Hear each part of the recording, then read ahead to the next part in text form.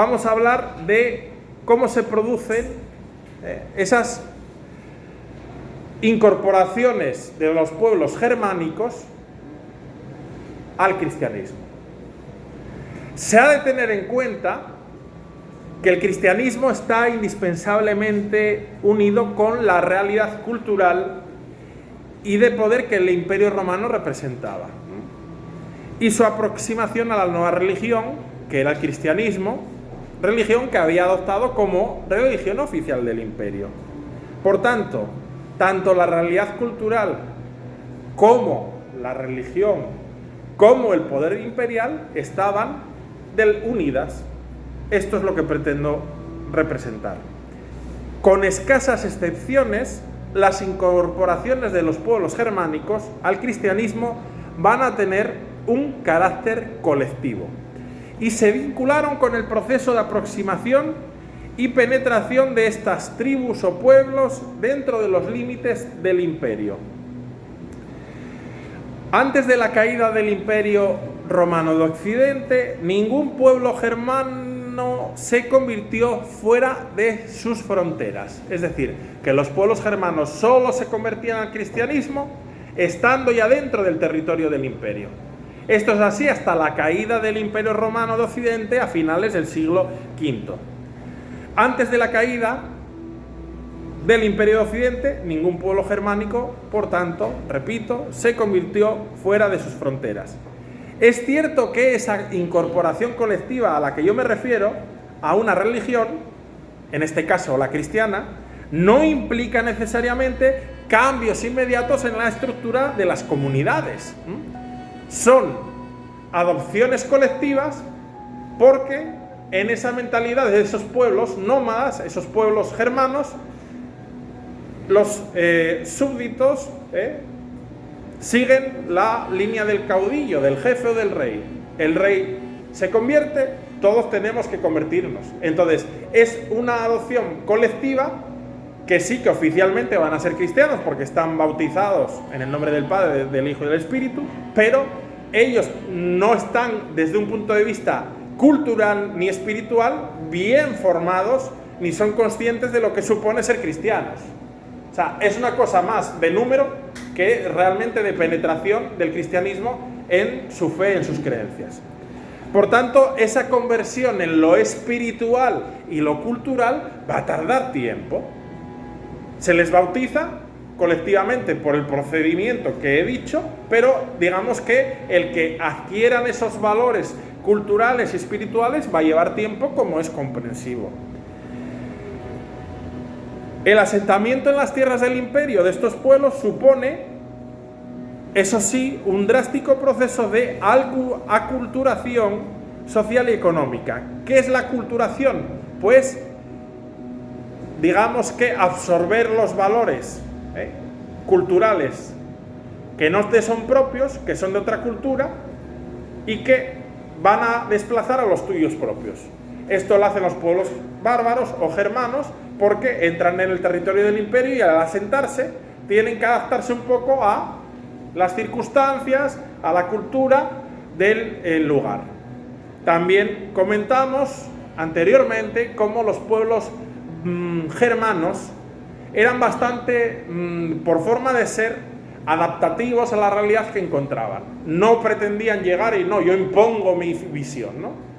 Cosa que hacía el Imperio Romano. No, yo más o menos, bueno, yo me adapto a lo que hay. Tampoco, no le daba mucha importancia a esa cosa. Más bien era, no, me adapto a lo que hay. Bueno, esto será positivo de cara a que se adapten a la cultura y también a las tradiciones e inclusive a la fe cristiana.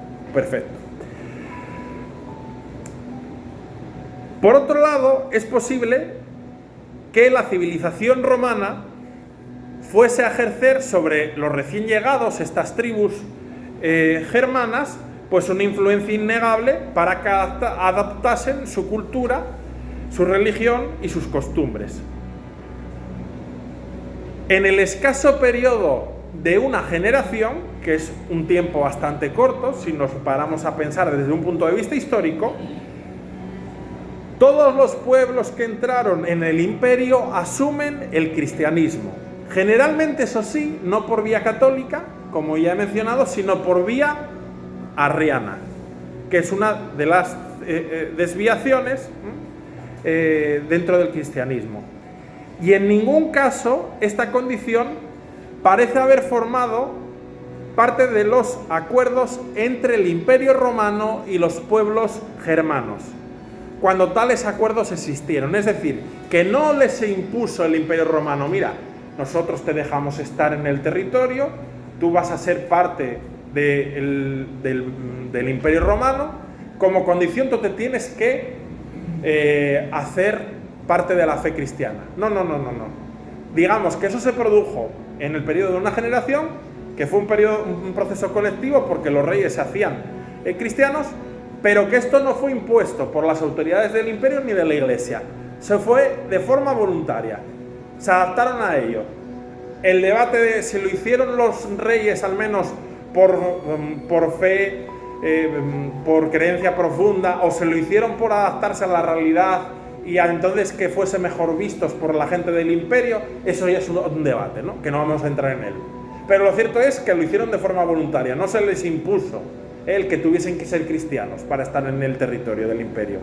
Y luego, una vez que desaparece la autoridad del Imperio Romano, ya es un trato de igual a igual de cada uno de estos pueblos con la autoridad de la Iglesia, que es el obispo de Roma, que intentará que poco a poco salgan de la vía arriana o de cualquier tipo de cisma o división a la vía católica, que esto se conseguirá, eso sí, con el paso ya de más generaciones y de más años.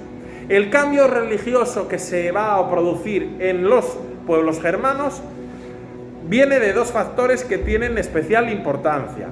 Por un lado está la tarea innegable e importante de los misioneros. Los misioneros, los religiosos, van a tener una especial importancia para la evangelización de los pueblos germanos. Y por otro lado, la vinculación entre los germanos y los líderes político-militares, sus reyes.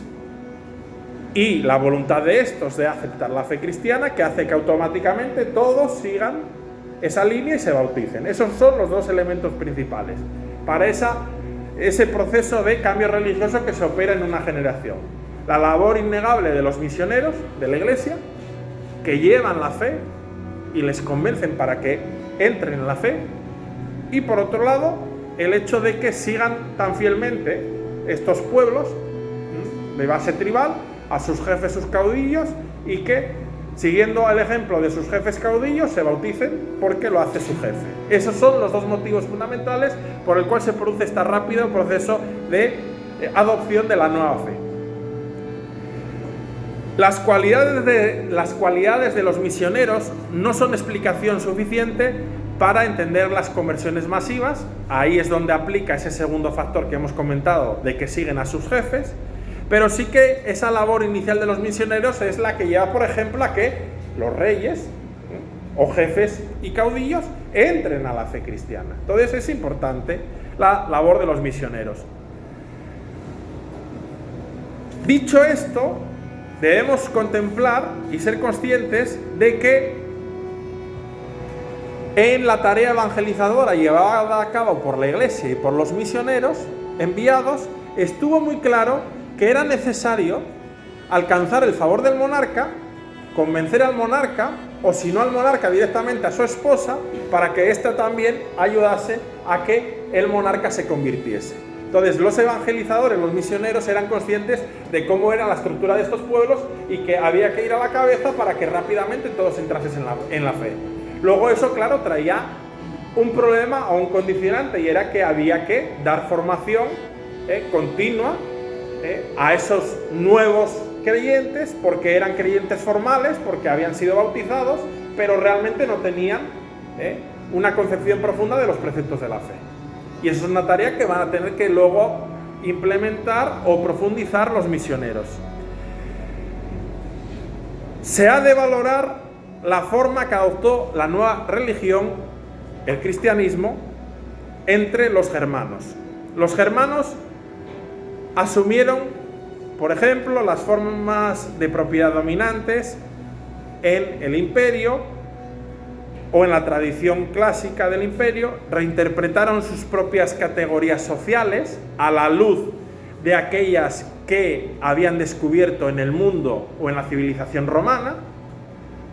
Incluso copian los modelos de poder romano, pero durante mucho tiempo se mantuvieron aislados de la población romana. Es decir, ellos sí que adaptaban la fe, los sistemas, los modelos de propiedad, etcétera, etcétera, pero no se mezclaban, se mantenían, digamos que, separados, sus tribus, sus poblaciones separadas, no hacían, digamos, mucha vida en común con los romanos o los habitantes del imperio una vez que desaparece el imperio romano. Esto es dicho coloquialmente para que se entienda. Apenas se dieron matrimonios mixtos, es decir, entre personas del ámbito romano y personas germanas. Y buena parte de los rasgos culturales distintivos del periodo de la migración, incluida su lengua, sus vestimentas y adornos personales, sus tradiciones, su folclore, se mantienen intactos a pesar de todo.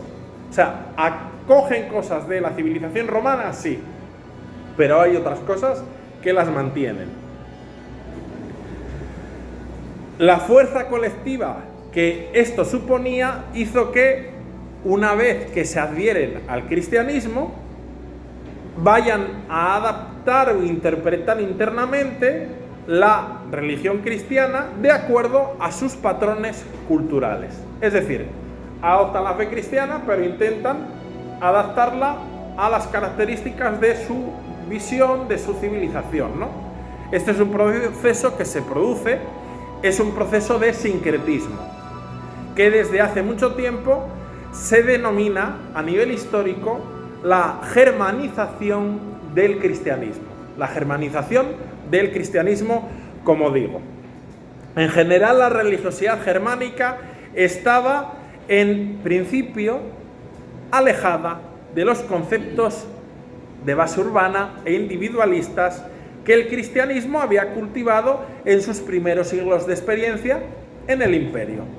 Era de base urbana, recordemos por qué la base urbana permitía evangelizar rápidamente, porque en las ciudades hay mucha población en el imperio, y luego las vías de comunicación, las carreteras, los caminos comunicaban muy bien todo el imperio. Por tanto, el cristianismo se adapta a la base urbana para evangelizar y extenderse.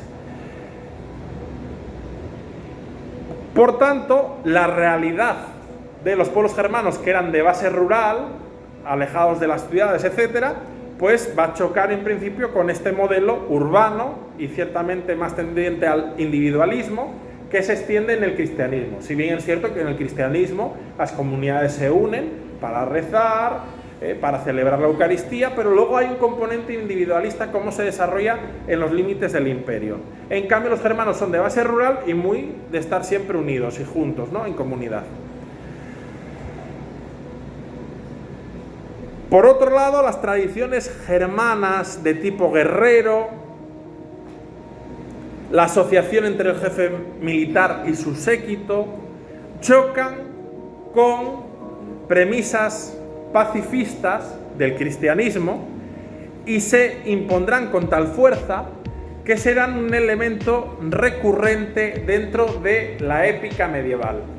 Todos tenemos en la mente, en la tradición medieval, en la historia medieval, el guerrero cristiano, combatiente, que lucha contra los enemigos del reino, los enemigos de la fe, batallador. Pues este componente batallador, que el punto o el culmen sería ya el guerrero de las cruzadas, etcétera, viene o tiene su origen más lejano en ese componente belicoso, guerrero, militar, que viene de las poblaciones germanas que se asientan en el imperio. Por tanto, no podemos decir que solo los germanos van a beber de la cultura, de la tradición, de lo que hay en la tradición del imperio, sino que también luego la civilización romana, con el paso de las generaciones, va a ir mezclándose también y adaptándose a elementos que traen los germanos.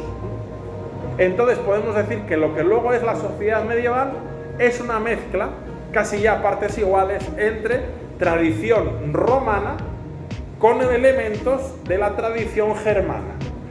Esa es la civilización occidental europea de los siglos de la Edad Media, del siglo V al XV. Por otro lado, en las fuentes de la época se ve cómo los pueblos germanos, y los germanos en individual, los germanos conversos que se adaptan al cristianismo, no parecen en principio sentirse oprimidos por ningún sentimiento profundo de pecado. No sienten la necesidad de ser redimidos, y esto es un concepto que choca. Es decir, hay un componente del cristianismo del deseo del perdón de Dios, de purificarse los pecados, pero ellos en su horizonte cultural, eso del pecado y limpiar la mancha del pecado, es una cosa como que ellos tardan en, vamos a decir, en comprenderlo, ¿no? Entonces ellos sí son cristianos, etcétera, pero eso de, el pecado, pedir perdón, era una cosa que como que no les entraba bien en la cabeza, ¿no? Tardará tiempo son cosas, como vemos, que tardan en adaptarse. Para ellos sí que tiene mucha impresión en su mente todo lo que tiene que ver con el miedo ante los animales dañinos de la naturaleza, la protección ante los poderosos, los fenómenos atmosféricos, los truenos, el fuego, los malos espíritus, las enfermedades. Eso sí que para los germanos les influencia mucho y le tienen miedo. Probablemente la multiplicación del culto a los santos, con sus habilidades perfectamente particularizadas, cada santo tiene una advocación tiene, digamos, es santo patrono de cierto aspecto, o cada santo tiene, vamos a decir, unas cualidades específicas y se le representa con unos elementos específicos, se desarrolla dentro del cristianismo en base un poco a esta necesidad que tienen los germanos de protección ante todos estos fenómenos de la realidad, de la naturaleza, etc. Vemos, por tanto, como el cristianismo también, la Iglesia, va a adaptar ciertas cosas para integrar a los germanos dentro de su horizonte cultural. También la sacralización de ciertos lugares y fenómenos naturales recibió el impulso al contacto con esta religiosidad germánica, de ahí lo que hablábamos antes, el proceso de germanización del cristianismo. Estos elementos que se introducen. Vamos a iniciar ahora una cuestión interesante, que es ver cómo es, una vez que los germanos están en el territorio del imperio y se introducen en el cristianismo. Vamos a hablar de los pueblos germanos y la relación que van a ir teniendo con el cristianismo, ¿no? Una vez que ya están plenamente asentados, etc.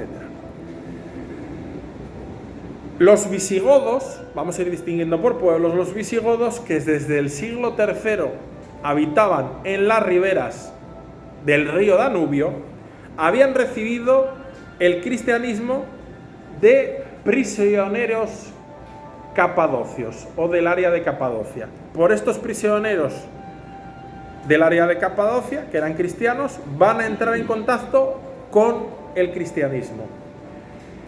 De allí proviene Wulfila, que se escribe con W,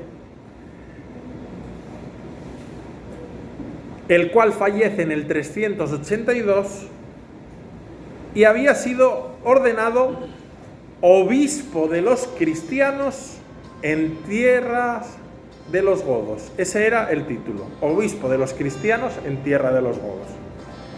Fue ordenado obispo por Eusebio de Nicomedia hacia el año 341 de nuestra era. La tarea o la obra más importante de la actividad misionera de Wulfila como obispo fue la traducción de la Biblia a la lengua goda, es decir, traducir la Biblia para que la pudiesen entender los godos. Hay que decir que esos pueblos no respetaron el pacto con el imperio que les había permitido ese espacio ya en el territorio del imperio para establecerse, no lo respetaron. Después de asesinar al jefe del ejército Estilicón, irrumpen en Italia y llegan hasta Roma. Luego prosiguen hacia Occidente y fundan un reino visigodo en el sur de las Galias y otro en España, donde se establecen también, en la península ibérica, en Hispania, en aquella época. Pero en estas regiones la población cristiana pudo conservar sus convicciones de fe católica. Eran territorios que previamente habían sido romanizados, donde estaba el cristianismo, y estaba el cristianismo católico, y entonces estos pueblos godos traen su fe cristiana por vía, no por la vía católica, pero, como digo, van a respetar que esas poblaciones tengan su fe y que la mantengan cristiana como tal por la vía católica.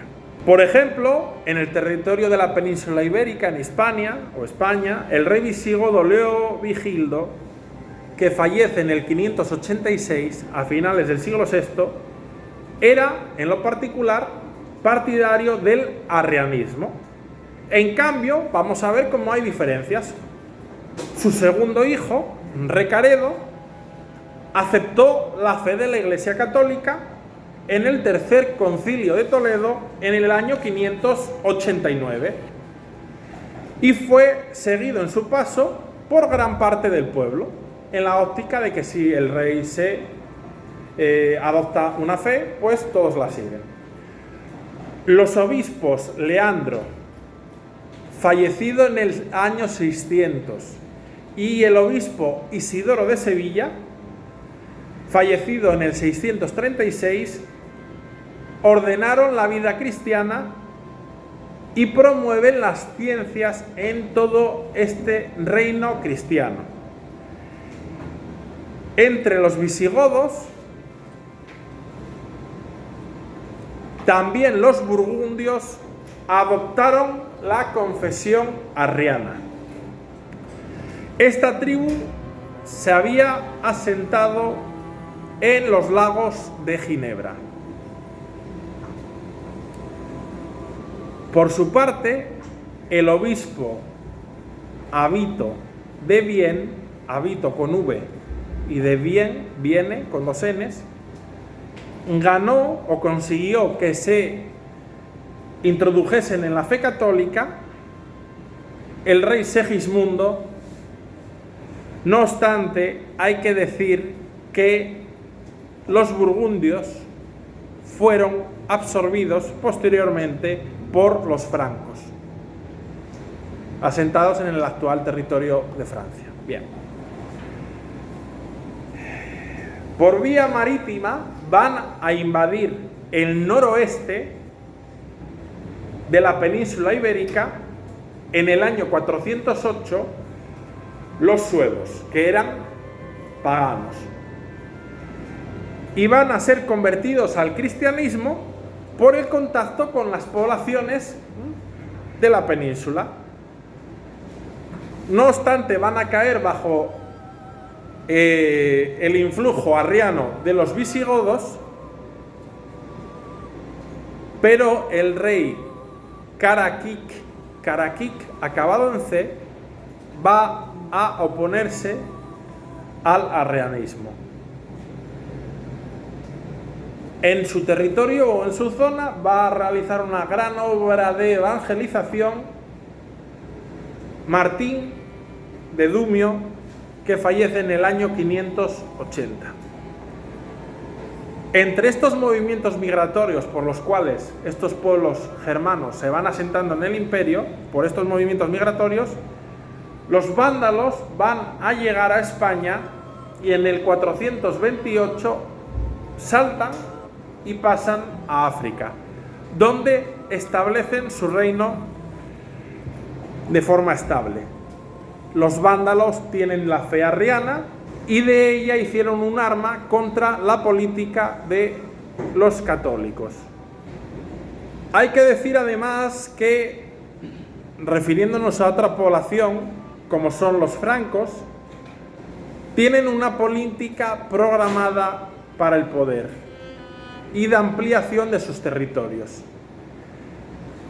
Primero se asientan los francos en el Bajo Rin, pero luego se asentaron en las Galias. Entran en contacto con la cultura romana y con el cristianismo. Bajo el mandato del rey merovingio Clodoveo, que fallece en el 511, los francos derrotan al general romano Siagrio. La conversión del rey Clodoveo va a ser típica, ya que se hizo bajo la impresión de la experiencia del Dios más fuerte en las batallas. Ese Dios guerrero, ese Dios justiciero, ese Dios que persigue el pecado, que es la imagen del Dios de la visión católica que se extiende en la Edad Media, es propio de esa percepción o ese influjo o influencia germánica dentro del cristianismo. Clodoveo, ante el enfrentamiento con los alamanes, no alemanes, alamanes, en su enfrentamiento había prometido que si Jesucristo le concedía la victoria sobre sus enemigos, él se bautizaría en su nombre. Gana a sus enemigos y como prometió a Jesucristo eso, él se bautiza. Una cosa muy pragmática, como vemos. Tú me das esto, yo a cambio me bautizo. Entonces, ese Dios justiciero que le da la victoria, él se rinde ante él y se hace cristiano.